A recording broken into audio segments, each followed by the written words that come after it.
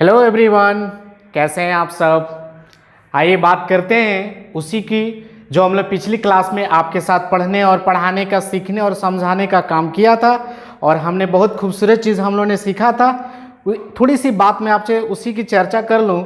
मैंने पढ़ने के काम किया था the plus noun plus preposition.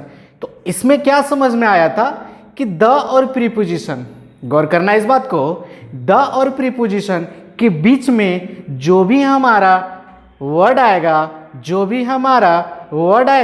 वो हमेशा और हमेशा वो नाउन के ही रूप में रखने का काम करेंगे। इस चीज़ को हमने पिछली क्लास में यही डिस्कस किया था। उसको उम्मीद है कि आप घर में देखे होंगे।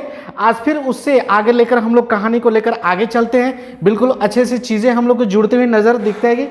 तो आज बात करते हैं, तो देखना है यहाँ पे। आइए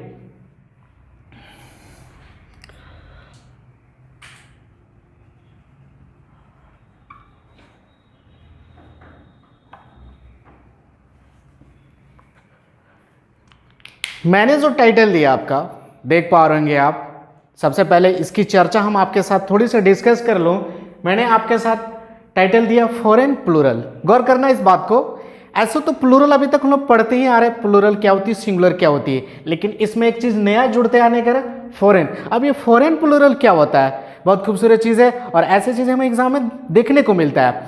तो देखना है कि देखिए कुछ चीज़ें आपको मालूम है कि हमारे इंडिया के राइटर या विदेशी राइटर जितने भी हमारे प्लूरल नाउन को फॉर्म को बनाए हैं वो सारे के सारे एग्जाम में आते हैं। लेकिन कुछ ऐसे प्लूरल हैं जो यूज किए जाते हैं हमारे फॉरेन में, बट लेकिन वो हमारे एग्जाम में पूछ लिए जाते हैं। तो उसके लिए हमें जानना बहुत ज़रूरी है। अब आपके सामने वो हम सारे के सारे प्लूरल रिप्रेजेंट कर रहे हैं, तो देखना है। तो लीजिए, आपके सामने हमने जो लिखने के काम किया, आइए मिलकर समझते हैं। ये सारे के सारे जितने भी मैंने वर्ड दिया, जितने भी वर्ड है, ये सारे के सारे कौन से फॉर्म में है, सिंगुलर फॉर्म के रूप में आते हैं। एक बार हम लोग पढ़ने का प्रयास करते हैं। आइए मिलकर पढ़ते हैं। बात करते हैं एजेंडम की।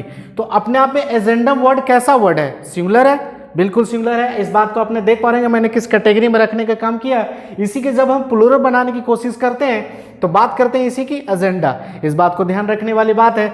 इसी की चर्चा हम बात करते हैं डेटम, तो इसकी हम प्लूरल बनाने के काम किया डाटा। अब मीडियम, तो इसी की चर्चा हम प्लूरल में करेंगे, तो मीडिया कहना ज़्यादा बेटर होगा। स्ट्राटम की बात कर ले, ये सिंगुलर रूप में होती है, इसी की प्लूरल की बात होती है, तो स्टार्टा कहना ज़्यादा अच्छा होता है। अब बात करते हैं बैक्टीरियम की, जो हम लोग बायोलॉजी में पढ़ते हैं, ये भी हमारे फॉरेन से ही लिया गया है। तो बैक्टीरियम अपने आप में सिंगुलर वर्ड है, लेकिन इसको जब हम प्लूरल बनाते हैं तो क्या कहना है, बैक्टीरियन। अब ये सब चीज़ें से कुछ चीज़ें और आइए मिलकर आगे देखते हैं, और जो चीज़ें हमारे देखने को मिलते हैं इसी से रिलेटेड, तो बढ़ते हैं आगे। तो हमने जब आगे बढ़ने का काम किया तो कुछ और चीज़ें हमें फॉरेन प्लूरल में देख लिए जाते हैं। तो आप देख पा रहे हैं अपने स्क्रीन पे। बात करते हैं क्राइटेरियन की। तो क्राइटेरियन अपने आप में वर्ड सिंगुलर वर्ड है, इसकी जब प्लूरल बनाने का काम करते हैं तो अपने आप में क्राइटेरिया कह लेना प्लूरल के सेंस में ज़्यादा बेटर होगा। फेनोमेनन की बात कर ले, तो फेनोमेनन को प्लूरल में क्या बोलना है, फेनोमेना बोलना है। क्राइसिस की बात कर ले तो क्राइसिस कह लेना ज़्यादा अच्छा होगा। बेसिस की बात कर ले तो बेसिस कहना ज़्यादा अच्छा होगा। रेडियस का बात कर ले, रेडाई।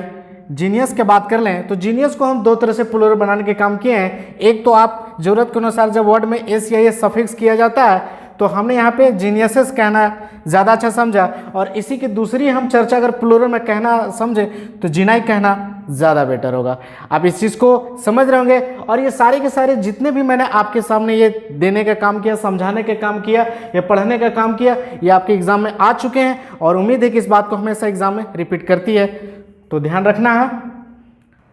अब इसके समझने के लिए एक एग्जाम्पल हमने लिया है, आप देख पा रहे होंगे अपने एग्जाम्पल को।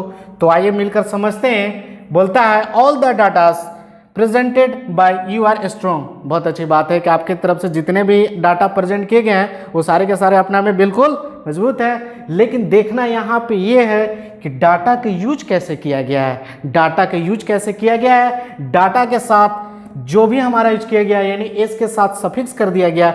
आपको पता है कि जब डाटा ऑलरेडी अपने आप में प्लूरल का सेंस, अभी की इसी की चर्चा मैंने किया था कि जब डाटा खुद अपने आप में प्लूरल है तो अलग से हमें एस लगाने की बिल्कुल इजाज़त नहीं होती है, और ऐसे करने के लिए आपको एग्जाम में दे दिया जाता है। तो ध्यान रखना इस बात को। जो बढ़ते हैं आगे। अब इसको समझने के बाद नाउन की एक दूसरी कैटेगरी से हम लोग मिलने का काम करते हैं। तो जिक्र करने का आपके साथ मैंने किया सुपरफ्लुअस एक्सप्रेशन। अब इस वर्ड को पहले सुपरफ्लुअस होती क्या है इसको पहले को समझना है। तो आइए मिलकर समझते हैं कि सुपरफ्लुअस एक्चुअल होता क्या है। देखिए सुपरफ्लुअस का मतलब होता है कि मैंने डिफिनेशन तैयार किया more than required. More than required कह देने से मतलब क्या समझ में आता है कि कोई भी चीज़ ज़रूरत से अधिक, आवश्यकता से अधिक वो चीज़ हो जाती है तो वो कैटेगरी सुपरफ्लुअस की कैटेगरी में चली जाती है। जैसे मान लेते हैं कि जो चीज़ें आपको एक थिंग से होनी है आप उसके लिए दो थिंग ले रहे हैं, बिल्कुल इस बात की इजाज़त ग्रामर नहीं थी, वो थिंग आपके अपने आप में सुपरफ्लुअस हुआ। जो काम हमें एक से होना है उसके लिए दो की क्या जरूरत है। इसीलिए इस बात को ग्रामर ने कहा है कि जब मोर द रिक्वायर्ड हो, जरूरत से अधिक किसी भी चीज़ का यूज किया गया तो वर्ड अपने जो अधिक से यूज के रूप में आया हुआ है वो सुपरफ्लुअस कहलाता है। अब हम वो सामने आपके सामने प्रदर्शन कर रहे हैं तो देखना है कि अब सुपरफ्लुअस क्या क्या हो सकते हैं। तो गौर करना है यहां पे।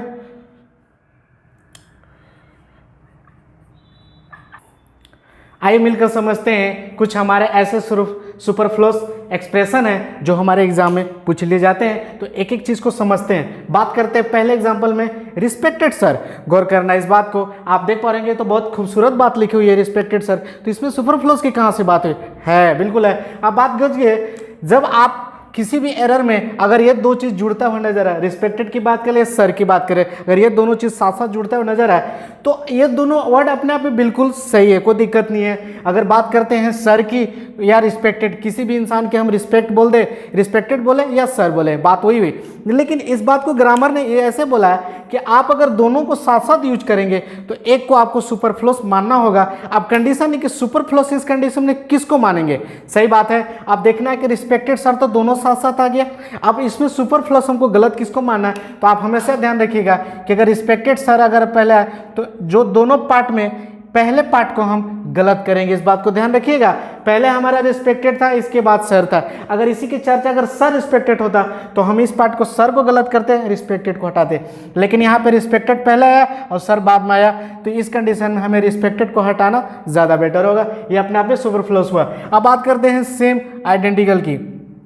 दोनों के अगर मीनिंग निकालने का कोशिश करें तो दोनों की एक ही मीनिंग होती है, यानी अपने आप में सुपरफ्लुअस हुआ। जब आइडेंटिकल की मीनिंग सेम में ही छुपा हुआ है और सेम का भी मतलब आइडेंटिकल ही होता है तो दोनों को साथ साथ यूज करना ग्रामर इजाजत नहीं देता है। अब कंडीशन है कि इस कंडीशन में हम अगर दे दिया जाए दोनों साथ साथ तो गलत किसको मानना है? तो हमेशा ध्यान रखना है कि इस पार्ट वालों को हम हमेशा गलत करेंगे। अगर आइडेंटिकल यहाँ होती और सेम वहाँ होती तो आइडेंटिकल को गलत करते। नियम मेरा वही कहेगा कि इस पार्ट को हमेशा गलत करना है। बढ़ते हैं आगे। तो अब कहना है कि अनएक्सपेक्टेड सरप्राइज, दोनों का सेंस एक ही मीनिंग हुआ। सरप्राइज की बात कर ले, आपको मालूम है, अनएक्सपेक्टेड की बात कर ले, कोई चीज़ें जब आपके सामने सरप्राइज हो जाती है जिसकी आपकी उम्मीद नहीं, अनएक्सपेक्टेड हो जाती है मोमेंट, तो आप बोलते हैं कि अनएक्सपेक्टेड थी या सरप्राइज थी।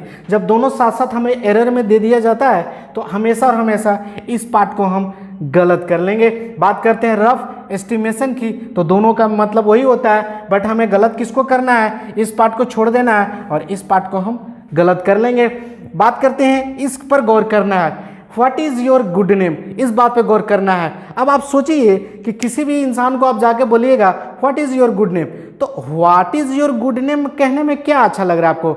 आप बात कर ले एक तरह से अभी बोलते व्हाट इज योर नेम या बोलते what is your good name, इस पे गौर करना है। आप सोचिए जरा, किसी भी इंसान की नाम, किसी भी इंसान का, जितने भी इंसान है हमारे, उनकी हर एक नाम पार्टिकल अपने आप में नाम तो अच्छा ही होता है। आपके माँ बाप या हमारे माँ बाप या जितने भी हमारे हैं, सभी के माँ बाप किसी भी के संतान का अपना नाम अच्छा ही सोच कर रखते हैं। किसी का स्पेशली कोई नाम पार्टिकल में गुड नहीं होता है। लेकिन यहाँ पे एग्जाम आपसे ये पूछने का काम करता है कि व्हाट इज योर नेम बोले या what is your good name बोले। नहीं, आपको पता है कि कोई भी इंसान का नाम तो नाम ही होता है, अच्छा ही नाम होता है जरूरत के अनुसार। आपका सोहन, मोहन, रोहन जो भी है वो नाम तो अपने आप में अच्छा ही है, उसको गुड कहना क्या बेटर है। इसलिए यहाँ पे गुड कहना सुपरफ्लुअस हुआ, इस बात को ध्यान रखिएगा क्योंकि एग्जाम में ये आ जाता है। अब बात करते हैं रिपीटली सेम की। वही बात हुई, कोई भी चीज़ रिपीट होती है तो उसको बोलते हैं सेम हो रही है, या कोई सेम होती है तो उसको बोलते हैं ये तो रिपीट हो रही है। मतलब दोनों का एक ही मीनिंग निकलता है। लेकिन गलत किस पार्ट को करना है, इस पार्ट को हमेशा हम गलत कर लेंगे क्योंकि ऐसे करने से हमारा एग्जाम में देने के लिए मिलता है। तो आप ध्यान रखिएगा इस बात को। और इस पूरे एग्जाम्पल में आप एक चीज़ गौर कर रहे होंगे। बात करते हैं पहले एग्जाम्पल में रिस्पेक्टेड सर। आइए पुनः इसी बात पर चर्चा कर लेते हैं एक बार फिर। तो आप गौर करेंगे कि रिस्पेक्टेड सर तो हम लोग मोस्टली प्राय जनरली यूज करते हैं। आप एप्लीकेशन में बचपन में हम लोग हमेशा बचपन से यही बोलते आ रहे रिस्पेक्टेड सर। किसी एप्लीकेशन में लेटर जब हम लोग लिखने काम करते हैं तो टाइटल देना होता है रिस्पेक्टेड सर। लेकिन आज से जानिए कि जो बात अभी हम लोग कंपिटिटिव की होती है, जब जैसे हम लोग कंपिटिटिव की बात हम लोग करने आते हैं तो इस बात में ग्रामर यहाँ पे इसको सुपरफ्लोस माना है। आप किसी भी कंडीशन में दोनों को साथ साथ यूज बिल्कुल नहीं कर सकते हैं। या तो आप सर कह लेने ज़्यादा अच्छा होगा या रिस्पेक्टेड कर लें, वही बात हुई। दोनों को साथ साथ यूज करना ग्रामर ने सुपरफ्लोस का नाम दिया, इसलिए इस कंडीशन में रिस्पेक्टेड को मैंने सुपरफ्लोस हटाया। इस बात को ध्यान रखने वाली बात है। आइए बढ़ते हैं आगे। जब हम लोग आगे बढ़ने का काम किया तो आप देख पा रहे हैं अपने स्क्रीन पे मैंने नाम दिया कंपाउंड नाउन। ये कंपाउंड नाउन होती क्या एक्चुअल में, दो नाउन को मिलकर जब दो नाउन मिलते हैं तो उसके एक नया नाउन बनकर उभर एक नया नाम बनकर आता है, जिसको हम लोग बोलते हैं पूरे वर्ड को कंपाउंड नाउन। जिसे मिश्रित मान लेते हैं, बात करते हैं फादर की और लॉ की, तो दोनों अपने अपने नाउन है, लेकिन दोनों को जब मिक्स किया जाता है तो एक नया मिलकर पढ़ने का काम करता है फादर इन लॉ। क्या बोलता है फादर्स इन लॉ। और आपको एग्जाम में क्या कर दिया जाता है कि सारे के सारे में आपको इधर एस लगाकर दे दिया जाता है। अब गौर करना, इस बात को समझना ये है और देखना ये है कि सारे के सारे वर्ड में मैंने क्या किया, fathers in law, brothers in law, hangers, passers by. तो आपको देखना है क्या कर सकता है, इधर के आपको एस न जोड़कर आपको इस सारे के सारे में एस लगाकर दे दिया जाता है। आपको सीखना यह है कि कभी भी हम कंपाउंड नाउन बनाने की कोशिश करें तो हमेशा और हमेशा मेन वर्ड में हम जोड़ने का काम करते हैं। हमेशा और हमेशा मेन वर्ड में जोड़कर हम बांध करते हैं। और आपको एग्जाम में इस तरह लगाकर दे देता है तो आपको यहाँ पे गलत कर देना है, क्योंकि हमेशा कंपाउंड नाउन मेन वर्ड में सफिक्स किया जाता है। फादर्स इन लॉ ना कहना है, फादर्स इन लॉज कहना बिल्कुल गलत हुआ। और ऐसे सारे के सारे आपके एग्जाम में ये आ चुके हैं, तो इस बात को हमेशा ध्यान रखने वाली बात है। तो आज पूरी की पूरी जब लोग शुरू से नाउन की बात करे थे, आज पूरी कहानी आज यहाँ हमारी एंडिंग होती है, यानी ये चैप्टर हमारी समाप्ति की ओर है। आज इस कहानी को हम रोकते हैं और आपको पढ़ने पढ़ाने का जो चीज़ें हैं आप उसको घर में देखें, समझे, बताएं हमें कमेंट में। और इस चीज़ को समझने के लिए हमें प्रैक्टिस क्वेश्चन हम आपके सामने फिर लेकर आएंगे।